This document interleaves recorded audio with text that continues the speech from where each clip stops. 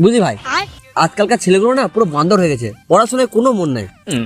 এক ছিল আমাদের দাদুদের সময়, সমুদ্র নদী পেরিয়ে পড়তে যেত। হ্যাঁ ঠিকই বলেছিস, আমার দাদুকে দেখ না, যখন বিদ্যুৎ চমকাতো তখনই তো 4-5 চ্যাপ্টার পড়ে শেষ করে দিত। তাহলে আমার দাদুকে তোরা কি বলবি?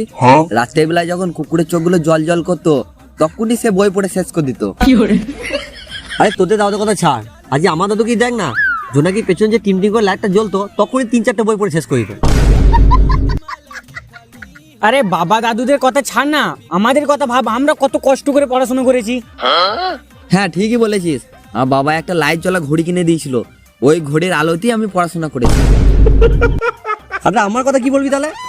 পাথর ঘষে যে লাইটটা বেরোতো তখন তো এই পুরো চ্যাপ্টার পড়ে শেষ করে দিতাম। আরে ভাই, আমাদের বাড়িতে একটা টিভি রিমোট ছিল, সেই সামনে একটা ছোট্ট বার লাইট জ্বলতো না, ওই আলোতেই তো আমি পড়াশোনা করেছি।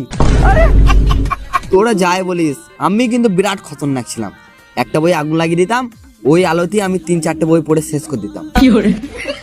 কিন্তু তোরা একটা বিশাল ভুল করেছিস। কেন বোকাচোদা, তোর তো দাদু যদি এত পড়াশোনা করার ইচ্ছা ছিল দিনের বেলা পড়তে পারতি না? আল্লাহ চোদা, তোর বাবা দাদু যদি এতই পড়াশোনা মন ছিল তাহলে কি একটা মোমবাতি জ্বালিয়ে পড়তে পারতিস না? এ বোকাচোদা, তোমার হাসিস কি রে? তোর দাদু বাবাকে চিনতে বাকি নাই, ও তো চুল্লু খেতে খেতে জমি জায়গা সব বিক্রি করে দিয়েছিস। ওর হাত